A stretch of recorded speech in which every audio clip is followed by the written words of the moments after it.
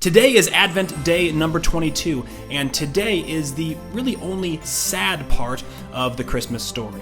Honestly, this story is so sad that oftentimes it's skipped when recounting the birth of Jesus. And this story has to do with Herod, who is an all-time scumbag. Let's read what he did in Matthew chapter 2, verse 16. When Herod realized that he had been outwitted by the Magi, he was furious, and he gave orders to kill all the boys in Bethlehem and its vicinity who were 2 years old and under, in accordance with the time he had learned from the Magi. Then what was said through the prophet Jeremiah was fulfilled. A voice is heard in Ramah, weeping in great mourning, Rachel weeping for her children and refusing to be comforted because they are no more. Alright, this story is just tragic. This stupid guy, Herod, throws a temper tantrum, and as a result, thousands or maybe even tens of thousands of babies are destroyed. I have a soft spot for children, especially babies, in my heart, so this story really just makes my blood boil. So tracing back the story, Herod, this idiot, has a conversation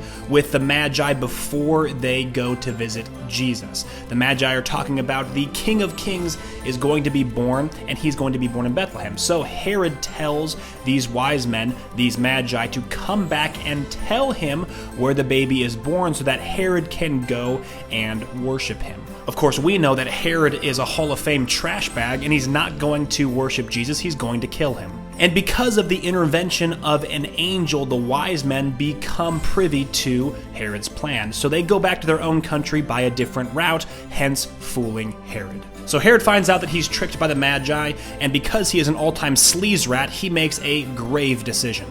He decides because he doesn't know exactly who Jesus is, he is going to kill all of the children under the age of 2 in that region. So why would Herod do this, other than the fact that he's a slime weasel? He's doing it to protect his kingship, which is kind of ironic because Herod isn't even a king. He's a tetrarch, which is kind of like a king, but under the authority of Rome. So Herod is literally a puppet, and he's going to this great length to save his name, even though he's a slave to Rome. There are some really interesting words that I want to use to describe Herod. When I think about Herod, the image that comes to my mind are the goblins from Lord of the Rings. Just disgusting, filthy, eating trash, and just slimy. I mean, what kind of a person would ever make the decision to kill an innocent baby, let alone thousands of innocent babies? I'm actually getting kind of angry thinking about it. I need to chill out. So filthbag Herod issues this decree, and that is what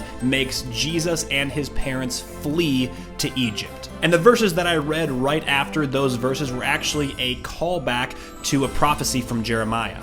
Jeremiah prophesied about these weeping women in regards to the exile of Israel, but this prophecy also applies to the weeping women whose children were lost because of trash Herod. So Jesus and his parents flee to Egypt and stay there until the wretch Herod finally dies. So what can we take away from this story besides just being really upset? Herod in this story represents humanity, where of course Jesus represents heavenly things. And Herod is really an embodiment of all the worst parts of humanity. He represents cruelty, he represents the human evil longing for power and control, and just like humanity throughout the centuries, there is no length that Herod is unwilling to go to maintain his power. So for us, as we read this story, what can we take away? How can we align ourselves with the Lord instead of aligning ourselves with the world? We see what the world does. Herod is an embodiment of what the world does, but we need to align ourselves with Jesus, the one who gives life,